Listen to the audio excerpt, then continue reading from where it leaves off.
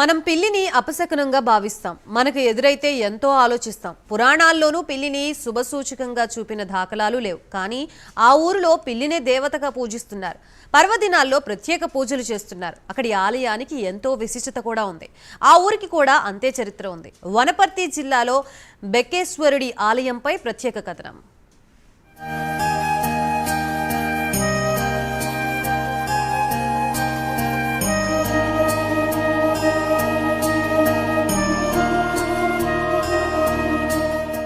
వనపర్తి జిల్లాలో శ్రీశైలం ప్రాజెక్టు ముంపు ప్రాంతం నేలబిల్కు, పెద్ద బిల్కులు గ్రామాలు కలిపి బెక్కంగా ఏర్పడింది. ఊరిలో శివాలయం ఉంది. శివయ్య స్వామిని బెక్కేశ్వరుడిగా కొలుస్తున్నారు గ్రామస్తులు. గుడి గోడ గూటిలో ఓ పెద్ద శిల్పం కనిపిస్తుంది. పైన కుడి చేతితో తామర పుష్పాన్ని ధరించి ఉత్కుటాసన భంగిమలో పార్వతి అమ్మవారి రూపం ఉంది. శిల్పం దిగువన మార్జాల ముఖం మానవ శరీరాకృతితో మార్జాల వాహనదారయి అర్ధ పద్మాసనంలో ఉన్న మరో అమ్మవారి రూపం ఉంది. పిల్లి ముఖం కలిగి ఉండడం, పిల్లి వాహనంగా ఉండడం ఆశ్చర్యం కలిగిస్తోంది.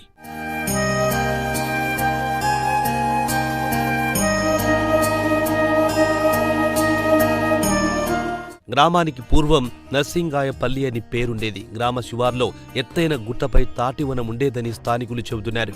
తాటివనంలో పుట్ట ఉండేదంట. పశువులను మేత మేపేందుకు ఓ వ్యక్తి అక్కడికి వెళ్లేవాడని, అందులో ఓ ఆవు పుట్టపై నిలబడి ఉన్న సమయంలో పిల్లి వచ్చి పాలు త్రాగేదని ప్రాచుర్యంలో ఉంది.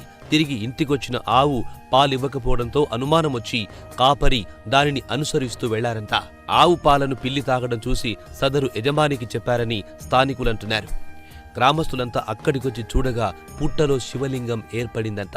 ఆ ఆవును గమనిస్తూ ఉండగా అది పుట్టపైకి పోయి నిలబడితే పుట్టల నుంచి పిల్లొచ్చి పాలు తాగడం గమనించి దాని యజమానికి చెప్పగా ఆ యజమాని అప్పుడున్నటువంటి గ్రామ పెద్దలు వచ్చి దాన్ని పరిశీలించి చూడగా అది నిజమైంది. ఆలయం గురించి మరో వాదన ఉంది. పూర్వం అక్కడ చాళుక్య రాజులు పాలించారని, వారి భాషలో పిల్లిని బెక్కు అని అనేవారని గ్రామస్తులు చెబుతున్నారు. అందుకే శివాలయం బెక్కేశ్వరంగా మారిందంటున్నారు.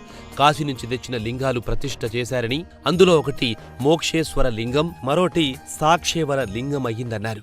ఇక్కడ మేము శివాలయంలో శివలింగానికి తర్వాత ఇక్కడ బెక్కేలో పిల్లి అనే దేవత ఉంది కాబట్టి శివరాత్రికి సోమవారం పౌర్ణమి నాడు మంచిగా పూజించే వాళ్ళం.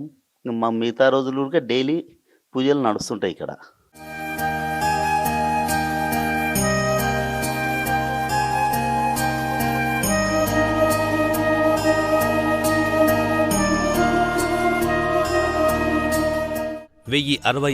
జూలై 11న కేతరస, రాజరస అనేవారు భూదానం చేసినట్లు శాసనంలో బయటపడింది. రాష్ట్రకూట శైలిలో నిర్మించిన త్రికూటాలయంలో లలాటంబికంగా గజలక్ష్మి కనిపిస్తుంది. ఓ గర్భాలయంలో ఛత్రపరితల సమలింగముండగా ప్రతి గర్భాలయానికి ఎదురుగా వేర్వేరు కాలాలకు చెందిన నంది శిల్పాలున్నాయి. ఇప్పుడు ఈ మధ్యలో కూడా ఈ మధ్యలో 20 ఏళ్ళ కూడా చుట్టుముట్టు పక్కల భక్తులు వచ్చి మంచిగా వేసుకొని పోతున్నారు. ప్రతిసారి పెళ్లికి అనుకో శివాలయం మొత్తం బొమ్మలకు నాగమయ్య గారు ఉండరు. ఆ పిల్లి బొమ్మ విగ్రహానికి అన్నిటికీ కడిగి బొట్లు పెట్టి అన్నిటికీ అయితే ఎప్పుడు పూజ అయితే నడుస్తుంటుంది. ఇది మొత్తం 10 మందికి సహకరించినట్లు శివాలయం మంచిదని చుట్టుముట్టు పల్లెలు ఒక 10-15 పల్లెలు వచ్చిపోతాయి. అభిషేకాలు చేస్తుండ్రి.